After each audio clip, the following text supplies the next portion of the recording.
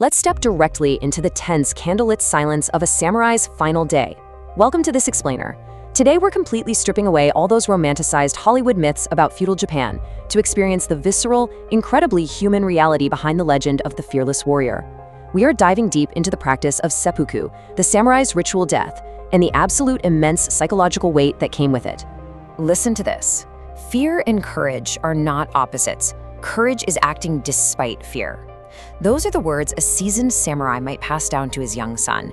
And honestly, it perfectly grounds our journey today. Because, let's be real, samurai weren't these unfeeling robots completely devoid of fear. Biologically, they had the exact same survival instincts baked into their DNA that we do right now. But the crucial difference is that they were intensely, systematically trained to act in spite of that fear. So, imagine this. You open your eyes in the pre-dawn darkness of a sparse tatami room. There's no alarm clock, just this heavy, profound silence of the early morning. And you know, deep down, that today is your last day on Earth. Well, your very first act is to get up and step into a freezing, biting cold bath. Now you might be wondering, why on earth would you do that? Because a samurai who fears the cold, well, he fears pain. And a samurai who fears pain inevitably fears death. So, physical discomfort isn't just an annoyance here. It's a vital, mandatory part of your daily spiritual and physical purification. And honestly, that physical shock is really just the beginning of a rigid routine perfectly designed to forge an unbreakable will. After dawn meditation, you'd move into the courtyard for conditioning, which means executing 2,000 punishing cuts with a wooden bokken sword. 2,000! And every single cut demands perfect posture, perfect breathing, and perfect speed. Then, the afternoon shifts to this meticulous, hyper-focused state, maybe spending 40 minutes just oiling your katana or composing your final death poem. Every single minute of the day is structured. Why? Simply to prevent the mind from wavering. All of this ties back to the invisible laws of Bushido. We're talking about Gi for righteousness, Yu for courage, Jin for benevolence, Rei for respect, Makoto for honesty, Meiyo for honor, and Shu for loyalty. But here's the thing. These weren't just polite suggestions or nice ideas. They were absolute, inescapable laws. They functioned as this artificial cultural mechanism perfectly engineered to suppress your natural human instinct to just stay alive. If you broke these laws, you didn't just shame yourself. No, you shamed your entire family, your clan, and all of your ancestors. Honor was literally placed at the absolute pinnacle of existence, soaring way above mere survival. And if you did break those laws, the ultimate punishment didn't come from some judge or executioner. It came from your own hands. This is seppuku, which translates literally to belly cutting. It's an excruciating, formal ritual that was actually born out of sheer necessity on the battlefield back in 1180 by a warrior named Minamoto no Yorimasa. Facing imminent defeat, he chose to end his own life rather than suffer the agonizing humiliation and torture of enemy capture. So what started as a desperate battlefield exit slowly over time evolved into this ultimate, highly formalized method to restore a fractured honor. But why the stomach, right? Slicing the abdomen wasn't just chosen because it was brutal. It was a deeply symbolic and honestly, a terrifyingly intimate act. In traditional Japanese belief, the hara, the abdomen, was considered the absolute sacred seat of your spirit, your courage, and your true sincerity. By physically cutting it open, the samurai was believed to be literally exposing his true, unblemished spirit and his pure intentions to the witnesses sitting right there in the room. It was the ultimate, irrefutable proof of a warrior's resolve. Now, the grim reality is that self-disembowelment was sheer, unimaginable torment that could legitimately last for hours. And that fact brings us to the kaisha kanin, or the second. Just try to imagine the immense, deeply tragic burden placed upon this assistant. This was very often your dearest friend, a close relative, or a highly skilled swordsman. Their sole monumental duty was to deliver a merciful, decapitating strike immediately after you made the cut. They had to intentionally end your suffering before your composure broke and ruined the absolute dignity of the ritual.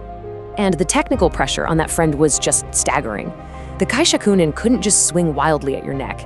They had to flawlessly execute what's called daki-kyubi, which literally means hugging the neck. They had to strike with exactly enough force to sever the spinal column, but delicately enough, and really think about how hard this would be, delicately enough to leave a thin strip of skin intact at the front of the throat.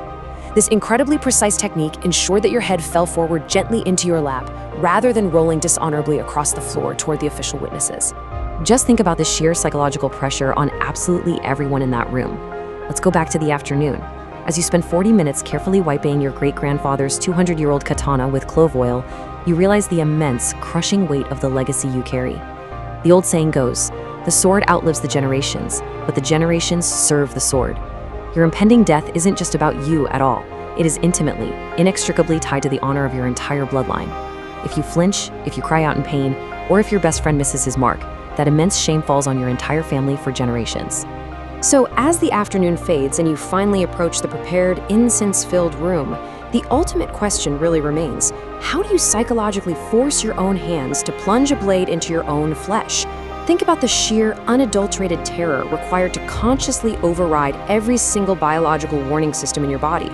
This wasn't a crime of passion. It wasn't a sudden, heat-of-the-moment accident on the battlefield.